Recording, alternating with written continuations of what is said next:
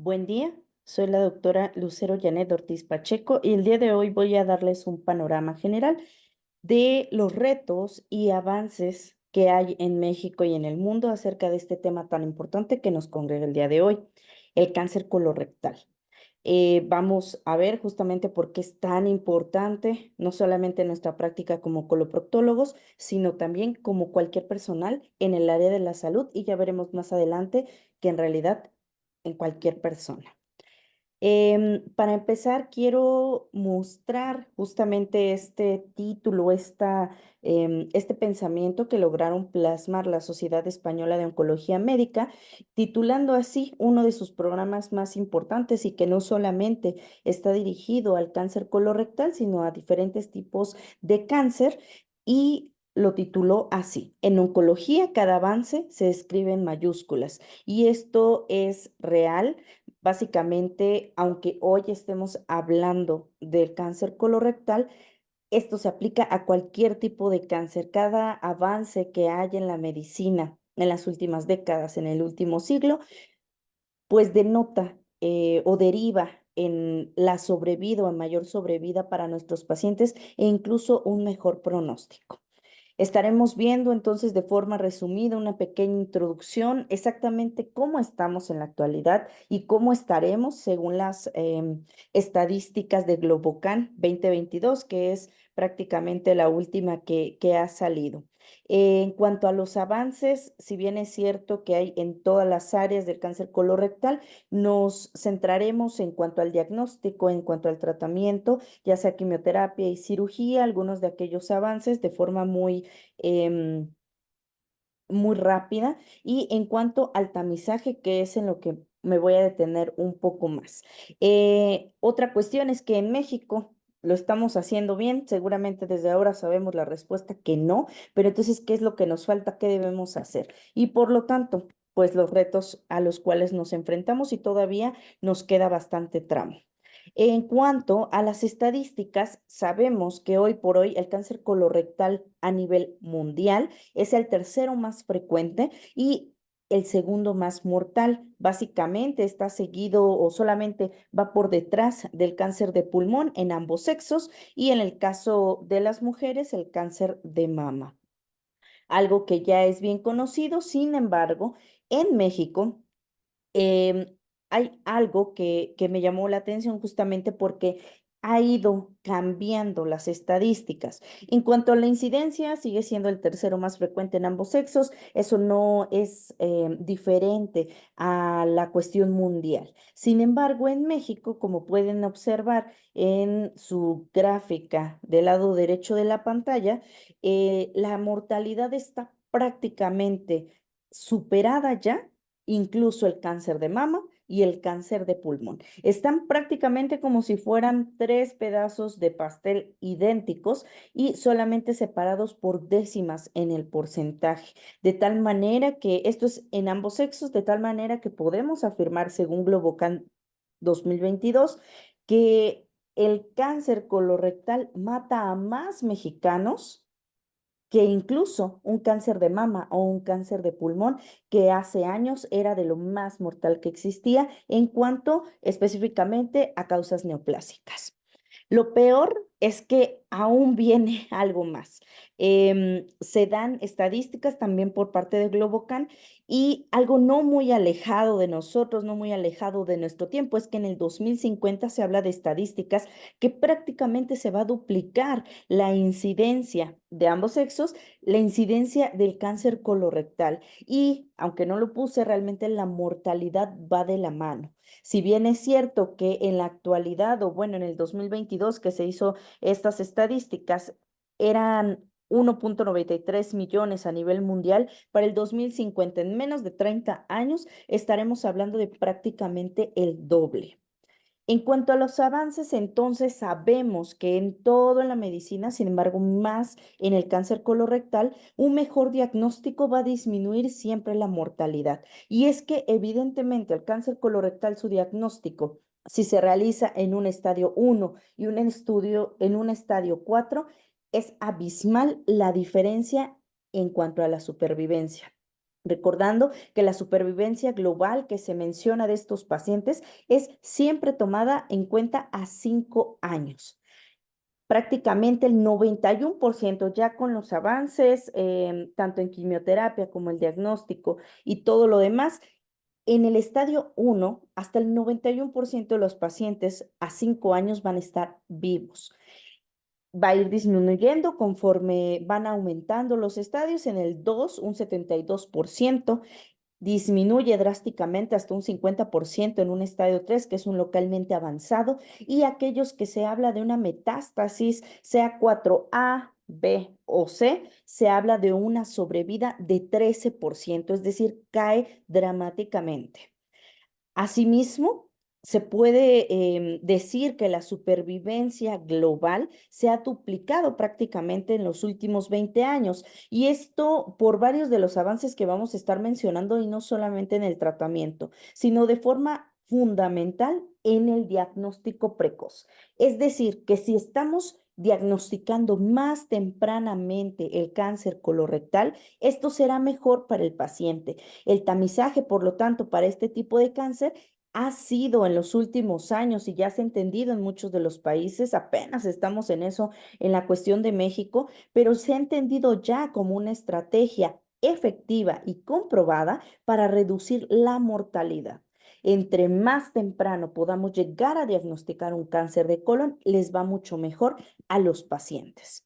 Por lo tanto, la mejor sobrevida en la actualidad dependerá de varios factores. Sin embargo, podemos resumirlo en que será debido al diagnóstico, y esto en la actualidad se habla de una mejor caracterización, es decir, subgrupos, ya se llaman subgrupos moleculares, que se van a ir catalogando según las mutaciones que pueden llegar a tener este tipo de pacientes, y por lo tanto se puede dar una primera, una segunda línea de quimioterapia, y ya con una quimioterapia dirigida o una quimioterapia blanco.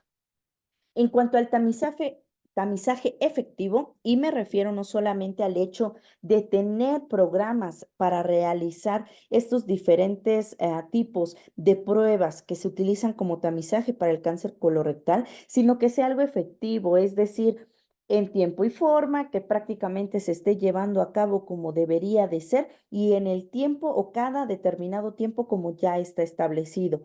Una colonoscopía, dar un seguimiento necesario a 3 años, a 7, a 10 años, dependerá, lo sabemos, del tipo de pólipos que se hayan resecado, y obviamente si se encontraron este tipo de pólipos. En cuanto al tratamiento, en la actualidad ha aumentado la sobrevida principalmente porque el tratamiento se ha intentado, y en esa estamos, de que sea personalizado, es decir, tener una terapia dirigida en base a la mejor caracterización molecular de los grupos de los pacientes. Ahora, en cuanto a los avances que podemos decir en los últimos 40 años, como son como los boom en cuanto a terapia, es que desde los 90, por ejemplo, antes de los 90, prácticamente todos los pacientes que se diagnosticaban, y que sabemos que es un buen porcentaje, se menciona que hasta un 30% de los pacientes que se diagnostican de cáncer colorectal van a tener metástasis. Básicamente, estos pacientes antes de los 90 llegaban a desahuciarse, a solamente tratar o no tratar el tumor primario, pero si tenía metástasis o incluso fueran estas sincrónicas o no, realmente el pronóstico era muy malo, y por lo tanto la mortalidad era prácticamente del 80%. Sin embargo, desde los 90 el paradigma se rompió, y lo que buscamos ahora es que, y ya está dicho, que hay que operar las metástasis. Si no son resecables al momento del diagnóstico, entonces hacer una quimioterapia y después ir buscando prácticamente hacerlas resecables para poder hacer la metastasectomía R0 idealmente. Por eso es que estos pacientes con un estadio 4 es que se les realiza una tomografía cada 3 meses. Eso está dictaminado en las guías, cada 3 meses, buscando que esta metástasis que pudo haber sido irresecable de momento entonces se vaya en algún punto a ser resecable y por lo tanto la podamos quitar. Si bien es cierto que en la actualidad no es la única opción terapéutica el tratamiento quirúrgico, existen ya otras que son como de mínima invasión y dirigido a la metástasis, independientemente del tratamiento que se utilice, lo que se busca es que esto sea resecable y que por lo tanto podamos estar tratando también las metástasis y mejorar la sobrevida.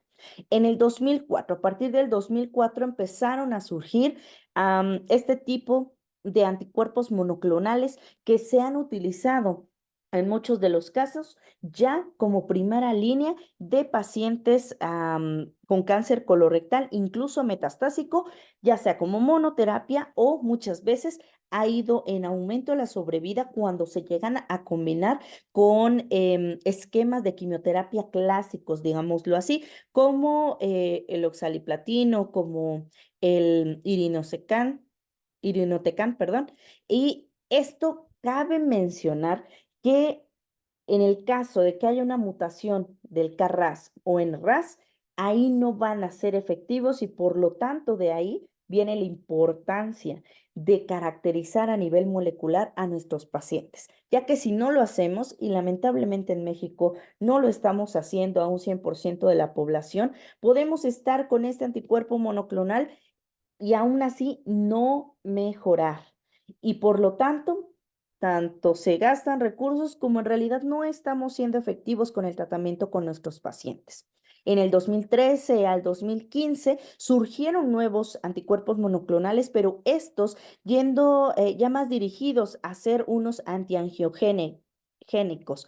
Básicamente disminuyen la formación o la angiogénesis en los tumores y por lo tanto van mediante otra vía a disminuir tamaño del tumor, a mejorar el tratamiento para este tipo de tumores. En el 2017 se creó la caracterización o una de las caracterizaciones moleculares que solamente con una llamada biopsia líquida buscar mutaciones en genes como RAS y BRAF. Y la medicina de precisión, lo que comentaba acerca de buscar un tratamiento personalizado en base a las mutaciones que pueden llegar a clasificar a diferentes grupos del cáncer colorectal. Y en 2021 prácticamente es de lo más nuevo que ha existido en los anticuerpos monoclonales, que ya se suma al armamento para el tratamiento de cáncer colorectal. En cuanto a avances en el diagnóstico, se ha venido hablando ya desde hace unos años y ya como una realidad en nuestro país de la inteligencia artificial en varias áreas, sin embargo, mucho más en las colonoscopías. Y me refiero a colonoscopías de diagnóstico, sí es cierto, pero también de tamizaje, ya que esta inteligencia artificial ha ayudado a que haya una detección de pólipos con una sensibilidad del 96.5%. Detecta más pólipos, caracteriza mejor los pólipos si son adenomas o no, y también las lesiones que podrían llegar a pasar desapercibidas como crecimientos laterales para ojos que son inexpertos todavía o que apenas están en su curva de aprendizaje. Todo esto, básicamente, lo aumenta a más del 90%, haciéndolo una excelente herramienta. Asimismo, específicamente para los endoscopistas y su curva, un artículo, justamente este, mencionaba que en vez de ser un sustituto para una técnica de alta calidad, vino a ser un complemento de buenas prácticas, es decir, algo que ya hace el endoscopista, lo vino a mejorar. Y con esto se determinó que un aumento del 1% en la tasa de detección de adenomas ya se asocia directamente a un 3% en la disminución de la incidencia de cáncer colorectal. Y es que con la inteligencia artificial se pueden llegar a caracterizar mucho mejor. Claro, la patología sigue siendo mandatoria, sin embargo, se pueden llegar a caracterizar desde antes, desde el mismo estudio, y asimismo hay algunos pólipos que podrían pasar desapercibidos para el ojo humano, para el ojo del endoscopista, de menos de 5 milímetros y que pueden quitarse. Recordemos que la colonoscopía, esa es su gran ventaja de ser el mejor método de tamizaje, que no solo es diagnóstico, sino también es terapéutico y por lo tanto también podemos dar un seguimiento a nuestros pacientes dependiendo de la patología que salga en nuestros pólipos. En cuanto a los biomarcadores, básicamente, la eficacia de los tratamientos dirigidos van a ser em, en relación a las alteraciones moleculares. Desde aquí se habla de cierto tipo de mutaciones específicas, se están estudiando otras, incluso algunas otras moléculas. Sin embargo, de lo más sonado en la actualidad son las mutaciones a nivel del CARRAS, que tiene participación importante, obviamente, en esta secuencia adenoma-carcinoma de la vía clásica de Vogelstein. Asimismo, el BRAF, que un 15% de todos los cánceres colorectales pueden llegar a presentar la mutación y de todos estos puede llegar a dar un peor pronóstico.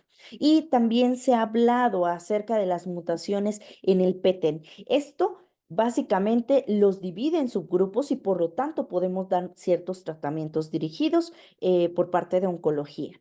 En cuanto al tamizaje, sabemos que hay múltiples métodos de tamizaje. Aquí no puse todos porque realmente no es el objetivo de la plática. Sin embargo, sí es cierto que la colonoscopia hoy por hoy sigue siendo el mejor al tener esta ambivalencia diagnóstico y terapéutico.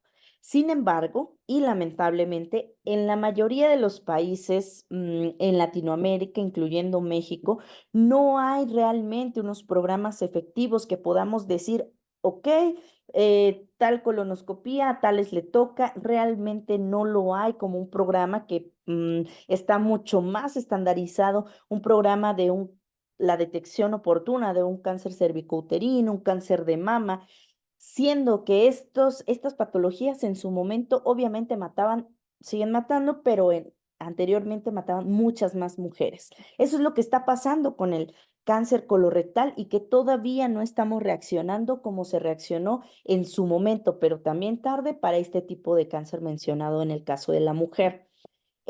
También existen métodos no invasivos como el FIT, que de hecho es un muy buen método de tamizaje, se realiza de forma anual, prácticamente no es invasivo, incómodo para el paciente y ya se ha ido estudiando en diferentes lugares y en Colombia incluso se puso como ya un método de elección. Sin embargo, en nuestro país ya veremos más adelante, pero solamente de forma aislada en el INCAN se ha realizado o se sigue realizando este tipo de pruebas, pero realmente en México nos falta todavía mucha cultura en cuanto a esto y mucha estandarización. En Canadá, por ejemplo, la cobertura de colonoscopia es prácticamente del 43%, es decir, la mitad de la población lo tiene simplemente de tamizaje. En Chile, Argentina y algunas ciudades de Brasil como Sao Paulo, esto también es cierto, es decir, el tamizaje ya es una realidad. Todos los pacientes mayores a 45 años van a una colonoscopía solamente de tamizaje. Obviamente, esto indica que aunque no tengan síntomas.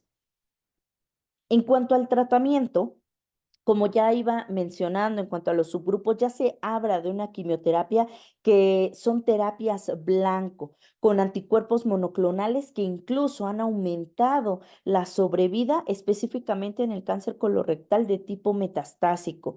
Los anticuerpos monoclonales, como los que ya mencionábamos desde hace unos años, desde hace unas décadas, el bevacizumab, el cetuximab, que están prácticamente ya en el armamento de los oncólogos y que incluso se dan o hay su existencia en nuestro hospital, en el Hospital General de México, por ejemplo, y que es, digámoslo así, mucho más accesible en la actualidad a comparación de hace mucho. En cuanto a la terapia de conversión, estos anticuerpos monoclonales también son muy importantes. Como les comentaba, en la actualidad las metástasis se debe ir por ellas, se deben de tratar, sea con tratamientos invasivos, mínimamente invasivos o incluso realizar la cuestión ya quirúrgica buscando un R0, una resección R0, esto se ha visto que si no son resecables de inicio, se buscan y la sobrevida global llega a ser del 24 al 58%. Recordemos que en el estadio 4 la sobrevida se habla de un 13, 14, 15% de sobrevida, solo por tener un estadio 4. Sin embargo, aumenta al tener esta terapia de conversión, hacer una metastasectomía R0, aumenta prácticamente al doble, es muy amplia la diferencia, sin embargo, el rango entre 24 y 58, sin embargo, ya es algo muy significativo. Ahora, se ha buscado entonces que sea en la actualidad quimioterapia más metastasectomía R0. Anteriormente prácticamente había metástasis y había muchas contraindicaciones para hacer el tratamiento quirúrgico. En la actualidad ya solamente son dos contraindicaciones eh, prácticamente absolutas, que es que no podamos hacer una resección, una metastasectomía R0 o que lleguemos realmente a tener que quitar o en el caso de estos cirujanos de hígado, que tengan que quitar demasiado hígado que no sea algo funcional o compatible con la vida. Son las únicas contraindicaciones, si no, se busca el R0. Además de que con la quimioterapia sea combinada, es mucho más la tasa de respuesta que se obtiene es prácticamente del 50%, es decir, de todos nuestros pacientes con metástasis y logramos dar caracterizar molecularmente, dar un adecuado tratamiento de conversión, básicamente uno de cada dos va a estar teniendo respuesta y por lo tanto la sobrevida va a ir de la mano con esto. Algo muy importante es que también en la actualidad ya se está utilizando incluso para un 4C, es decir, una carcinomatosis, ya terapias de HIPEC se intentan, si bien es cierto que no inició en cáncer colorectal esta terapia, ya se está intentando abordar con ciertas características del paciente. En cuanto al tratamiento quirúrgico, ¿qué es lo nuevo? Si bien es cierto que desde hace décadas ya se habla, por ejemplo, en el cáncer de recto, que ETM es lo mejor en el caso de cáncer de colon, es la escisión completa de mesocolon, técnicas quirúrgicas que tienen que ver mucho más con la embriología de cómo se pueden llegar a diseminar los tumores a nivel abdominal, sea colon, sea recto, y que obviamente lleva una cosecha ganglionar importante que va a dar mejor pronóstico al paciente. También existen dos terapias en la actualidad que intentan ser mucho más conservadoras, las resecciones interesfintéricas en el caso del tumor de tumores de recto inferior y esto en base a la clasificación de Roulier y siempre y cuando se pueda lograr evitar la resección abdominoperineal sin comprometer bordes, entonces vamos a ir por una resección interesfintérica. También técnicas preservadoras del órgano, es decir, considerando que hasta un 30% de los pacientes se documentó que pueden llegar después de una neoadyuvancia en el cáncer de recto a tener una respuesta patológica completa. Entonces, basado en esto, se empezó a derivar la terapia que actualmente es lo que intentamos buscar, una preservadora de órgano como el Watch and Wait. Básicamente con esto y con seguimiento y solamente para tumores de recto inferior que están al alcance de un tacto rectal y con ciertos estudios de control en el primer año cada 3 meses, es como vamos a tener esta terapia que se suma y para entonces no quitar el recto. Esto finalmente solo mediante una técnica, mediante un protocolo que nos garantice que no hay tumor y que por lo tanto hay una respuesta clínica completa. Patológica solamente podemos hablar, obviamente, cuando se ha quitado el órgano y se manda a patología. Asimismo, la neuronavegación es uno de los, si bien es cierto que es una técnica que nació, como su nombre lo dice, justamente en el área de neurocirugía, buscando tener la localización mediante la realización de estudios, tomografía, resonancia y estas reconstrucciones 3D y en el tratamiento quirúrgico para detectar tumores muy pequeños. Es lo que se busca hacer justamente o la aplicación hacia cáncer colorectal. Es prácticamente un, un parteaguas esto de la neuronavegación y en nuestro centro, en el Hospital General de México, ya se realizó la primera en todo el país, que fue en el 2019, a cargo del doctor Billy Jiménez Bobadilla, la doctora Ana Jimena Iberri, que son médicos adscritos, el doctor Billy, jefe de la clínica de cáncer de colon y recto y del servicio, básicamente ya entraron en esto de la neuronavegación. El paciente se realizó con éxito la cirugía y el paciente actualmente está en seguimiento y prácticamente pues libre hasta el momento de la enfermedad. En cuanto a México, entonces, es real que estamos como en Dinamarca, lo que tanto se buscaba a inicios de este sexenio, que tuviéramos una salud, un sistema de salud como allá. Realmente no. Estamos haciendo algo. Ah, más o menos. Realmente, si bien es cierto que no nos mantenemos apáticos como diferentes hospitales, como diferentes servicios, específicamente de oncología, coloproctología, gastroenterología, no nos está alcanzando. Realmente, lo que se encuentra de literatura en Internet son estas cuestiones que son, yo lo llamaría como destellos de luz, pero realmente no tenemos, lamentablemente, esta unidad, este estándar como para hacerlo a nivel de todo México, que sea una IMSS, Secretaría de Salud y todas estas instituciones. No existe un programa de tamizaje ya estandarizado para el cáncer colorectal en todo México. Los destellos de luz, el INCAN haciendo por su parte y de forma aislada su esfuerzo, su granito de arena, sumándolo. Desde el 2017 empezaron a realizar pruebas FIT a la población en general y en los primeros 2 años lo que reportaron es que esos primeros 2 años llevaban 890 pruebas, de las cuales 12 eran prácticamente o se encontraron ya con neoplasia. Es decir, sí sirve. Si bien es cierto que uno dice, pues son muy pocos números, cuando lo extrapolamos a nuestra población mexicana, realmente sí vale la pena hacer tamizaje. Este algoritmo, por ejemplo, que les muestro aquí, básicamente es de un hospital en Guadalajara que lo mismo intenta allá hacer una estandarización, pero lo mismo queda como un destello.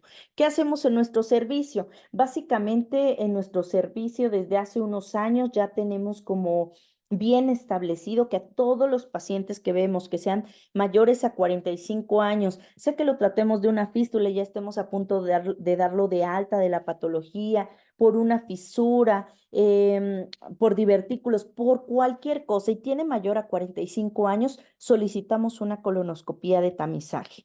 Lamentablemente no tenemos reactivo como para un FIT, como para cuestiones como para hacer una colotac. Sin embargo, lo que contamos es con un servicio de endoscopía bastante establecido ya en nuestro servicio, bastante efectivo en nuestro hospital, perdón, pero obviamente se ve sobresaturado con todo el volumen de pacientes que tenemos. Y las colonoscopías prácticamente están espaciadas, las de tamizaje, unos 5, 6, 8 meses después de cuando las solicitamos. Y ese es como nuestro intento de... Obviamente, cuando tenemos siempre a todos los pacientes, mucho más si es sangrado de tubo digestivo bajo, si tienen algunos focos rojos, obviamente lo protocolizamos para descartar un tumor y no esperamos obviamente el tamizaje.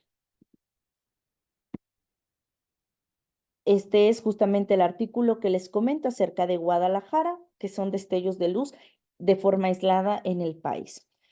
En cuanto a los retos, esto no es a nivel solamente de México, es a nivel mundial, los gigantes a vencer. Es que deberíamos de tener Obviamente nos centramos en México, pero esto es a nivel mundial y que cada vez se pueda llegar a aumentar el porcentaje de un tamizaje efectivo, que se pueda caracterizar mejor y de forma amplia, es decir, no solo en los países de primer mundo o que no solo sea algo que a lo que puedan acceder solo cierto tipo de personas porque es muy caro, sino que sea realmente a todos los pacientes, se puedan caracterizar en subgrupos moleculares, que haya mejoras en el primer nivel de atención. Realmente sabemos y a nosotros nos llegan la mayoría de pacientes que llegaron con un sangrado tubo digestivo bajo y que resultó tumor, muchas veces de recto y a la altura literalmente de un tacto rectal.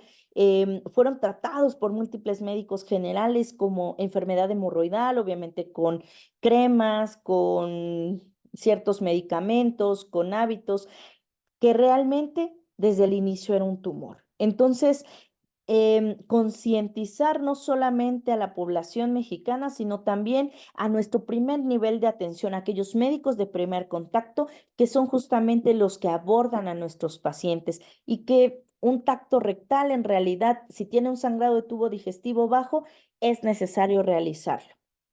En cuanto a los accesos al tratamiento, lo mismo, tanto los anticuerpos monoclonales como cada uno de los diferentes esquemas tradicionales, que sea algo que pueda ser universal y mucho más en nuestro país. Y todo lo podemos resumir en concientizar. Si tenemos que concientizar a la población mexicana que no tener miedo a una colonoscopia o a lo que pueda hallar en una colonoscopia, concientizar a los médicos generales, concientizar a cada uno de los servicios de coloproctología de los diferentes hospitales que hay en México como para concientizar en el gobierno. Es decir, hay mucho, mucho, mucho trabajo que hacer. El verdadero reto en México básicamente es nuestra mentalidad como mexicanos.